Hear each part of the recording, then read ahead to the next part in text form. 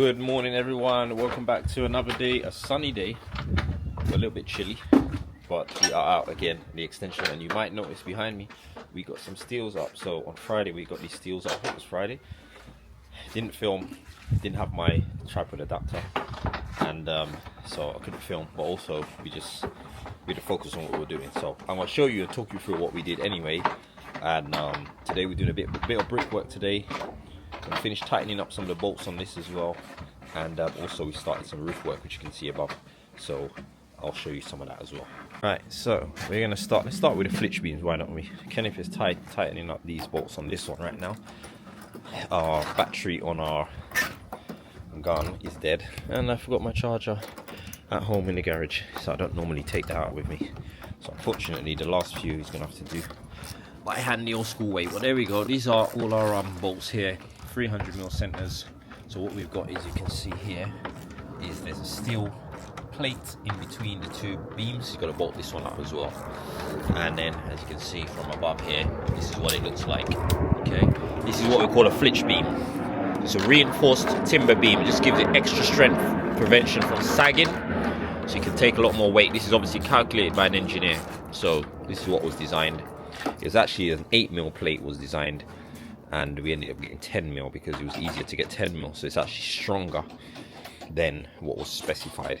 Okay, so it should be fine in holding the weight, especially for the windows, which is basically what it's going to be doing. So we've got 6 windows that's going to go up here. So we've already started hoisting some of them up there. We're just resting them up there at the moment, out of the way, and we rest them all up there, and then we'll push them into position where they go and nail them down to the wall plate, which is already there. And then we've got a couple of just normal rafters in between, and then we're going to have obviously some noggins going that way as well. Some of the noggins are doubles as well, which is on the drawing, so you'll see those as well. So moving on, what else we did? Steels. I think we showed you to put in these 2 columns in the other day, and then what we've done is we put this beam on top. This is a horizontal beam. You can see our level up there. Probably can't see it, but nice and level, and that is going across. So we did use the Genie lift to get that up, as you guys can see. We used that, and also we've been using it to hoist these, because these are now really heavy, because obviously they've got 2 timbers and they've got a steel plate in the middle, so you can imagine they're quite heavy. So we need to use it for that. So hopefully we can get the last few up today, and then I can get rid of this machine. So on this side here, we are basically sitting on here. We've got a bit of a plate here, so we're going to have a brick and a plate. So what I'm going to do for this is probably going to jack this up a little bit. We're going to get a brick and a plate in there, mortar it in, and then rest the plate on it, and let the weight of it settle down where it needs to be. So we're going to do that. Then now moving on, we just got to mix. We've got to brick up this area here up to this height to steel, and the same thing we've got to do on that side over there. We're going to take out these little bits of brick here, and we're going to brick this all up, all the way up to the top. Once we do that, we can finish the last little bit of wall plate there, and then we can get all the rest of these in position. So that's the job for today. A little bit of brickwork, and get all these rafters into position, and then we can start putting the noggins in, so forth, so on and so forth. So yeah, let's crack on. Look in there, it's you. Look in. What you talking about there now? Look in. Look what? I'm looking. Ask him. What, he's James Bond? Yeah, black one. I said, yeah, black one. All of it. Yeah. I said, yeah, black one, you know. Yeah. But it's true. But he said no. I said, look him there. I'm checking my seen the black James Bond, man. Yeah. Oh? How do you know? Oh, I know. Yeah. Online I've been living, you know. All, Online life. I'm telling you, you know. Better I full up, you don't believe me. When old man reading newspaper on the train and thing, flashes there online. When I tell you I full up, you don't believe me. Flashes there online, look at my bees and look at the kid pictures. Online See the, exactly. Let me get one. Yeah, full one. Good. Hold on. Remember your battery wet? You want another one? Shut your mouth, man. Yeah, look. Hey! Two. How far You good? know that. 1, 2, 3. Another one. Well, hold on. That's what the song say when your body wet.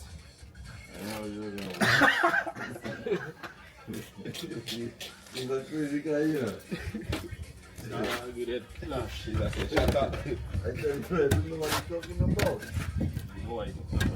Exactly, you know what I'm talking about. That's why you rap like that. Like Matthew Edmond. Yeah, and it doesn't add pieces together. What kind of lifestyle is that, bro? That's a big gap there, boy. Living them lifestyle there. Yeah.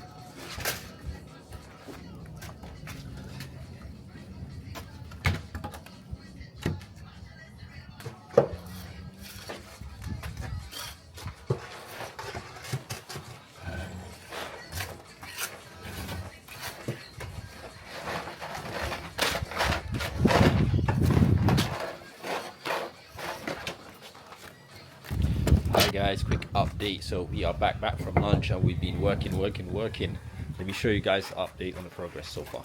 Right, so on this side what we done before lunch, I bricked up this side here. As you guys can see, I've got it up nice and tight out to the steel here. These are the holes that I had put in every 300 so they can get bolted. Drill and put some bolts in there later on.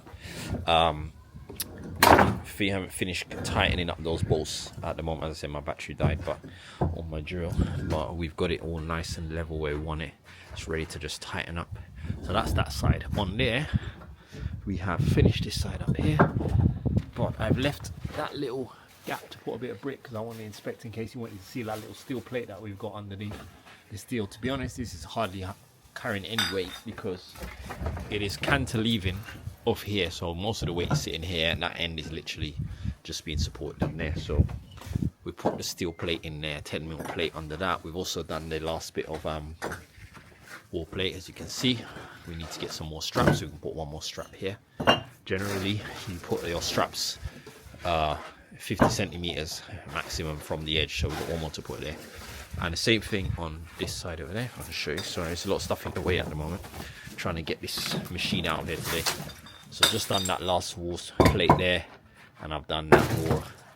All that section is done, and you can see there it's gone tight inside the web of the steel, so it's gone inside here, tight up to that. And that's that. Again, one more wall strap on there. So now what we're going to do now, turn our attention to getting these 3 flitch beams here up.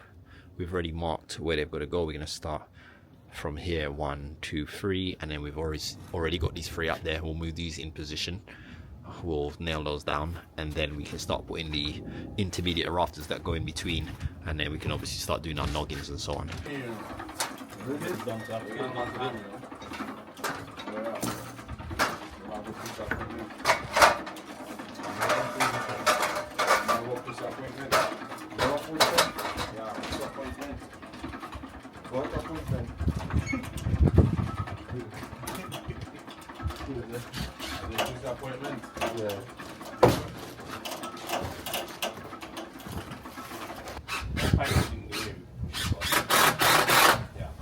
I'll wait till that now. Flash, you need to go up higher. Alright. Yeah, let's go.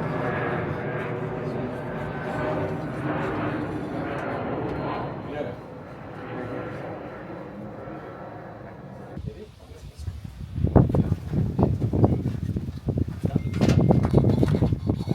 Just keep moving over.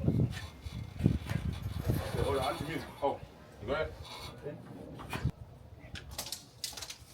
Try and get to there. What we'll do, we'll just flip it down and then flip it up again. Yeah. Oh.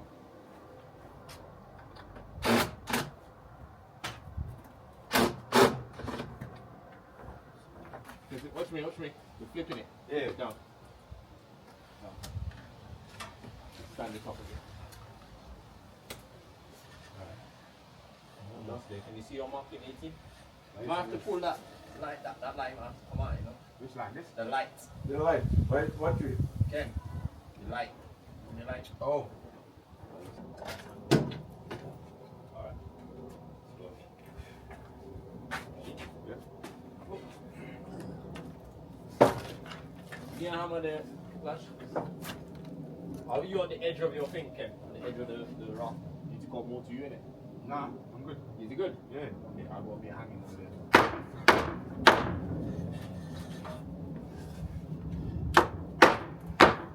I'm in the right place now. How's yours? Yeah, I'm pretty mine now. 18. Check it, yeah? I'm on 18 direct. First, give me screw and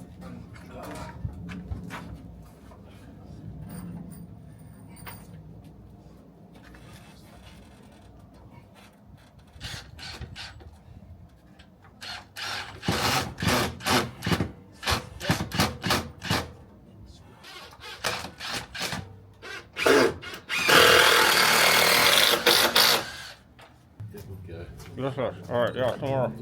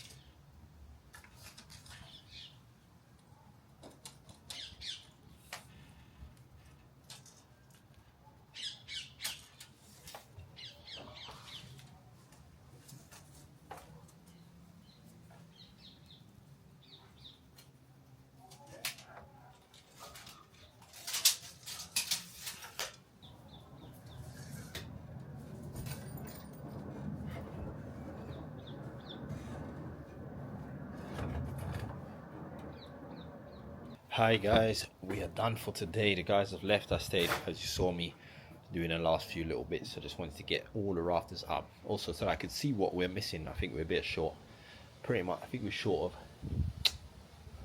one full length, maybe, or maybe not.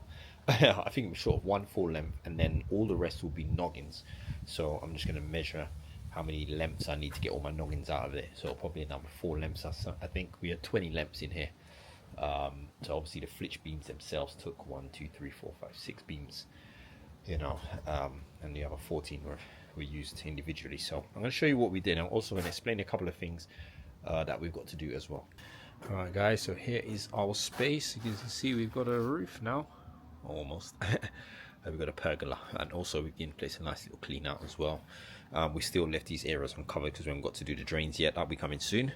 but we want to try and get a covering, which is more important obviously for weather and stuff like that. So every day and hour that we have, we've been sort of working on that because of the weather's changing. Summer is over. Didn't get to get this back today, so I'm gonna have to hold on to it for a bit. It's gonna cost me a little bit more to hold it, but here's what it is. I can't take it on my own now, but here we are anyway. So we are starting to look like something. So we've got this section all closed up now where that window is going to be. This section here I showed you guys earlier has all been done. We did the wall plates up there as well. Just need to get another strap in either side, and also these have got to connect these ties here. So we've got these ties, we're going to basically connect them to the steels here. We'll drill and tap these with self tappers, metal or steel self tappers, and some penny washers or some big washers or something, and tie these in to that as well, just to give it some extra support on the edge there. So we'll do that there, and then also we'll do it on this side with these ones here as well. We need to take this course of brickwork up anyway, so we do need to kind of tie it to that steel as we're going up to the underside of that steel, and that will finish the exterior part of the block work, and that will be pretty much that. Yeah, so how the space is looking as far as our windows, how we spaced them out in these gaps here. We've got our windows is where the flitch beams are, so there's a gap here, and then we've got another gap here for windows, and then we've got another gap here for windows. So there will basically be some a window sort of here, one there and one there in a line, and then there'll be the same thing over here, sort of about here, running down in a line as well.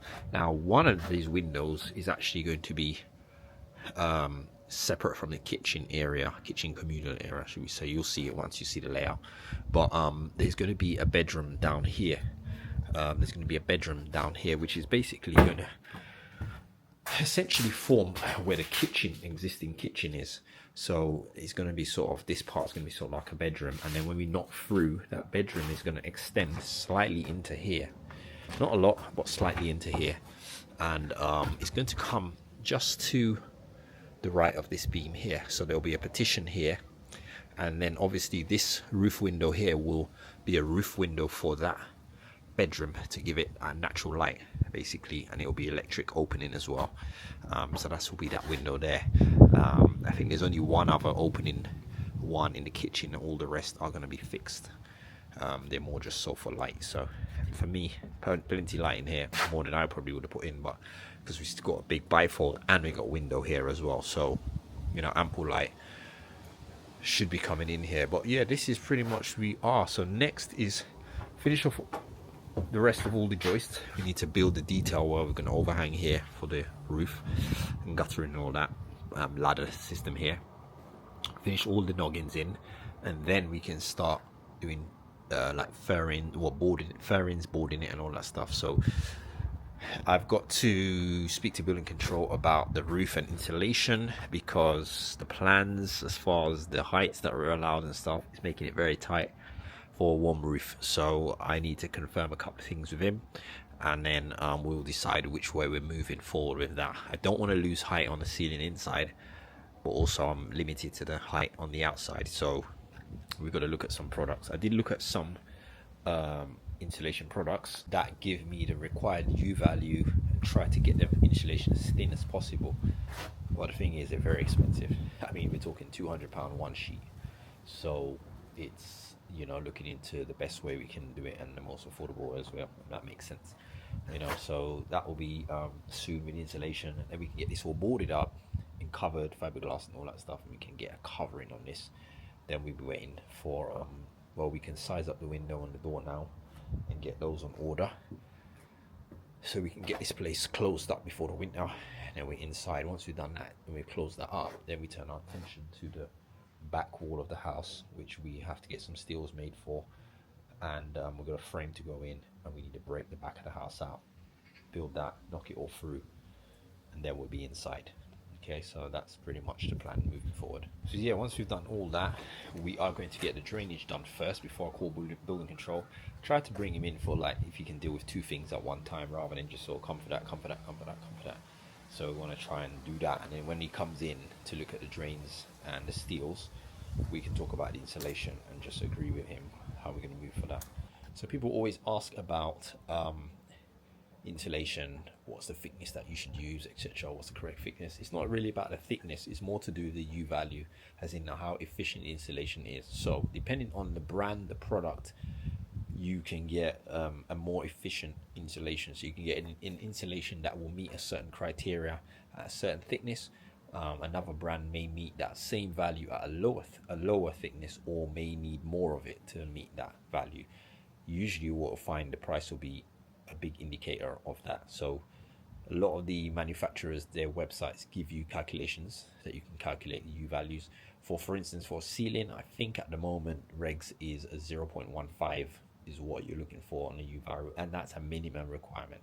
So the lower the number is, the more efficient it is. So if there's an insulation, you do a calculation on their website and it says if you use, let's say, 100 mil of Celotex, for instance, it might say you'll get a 0.18 U value.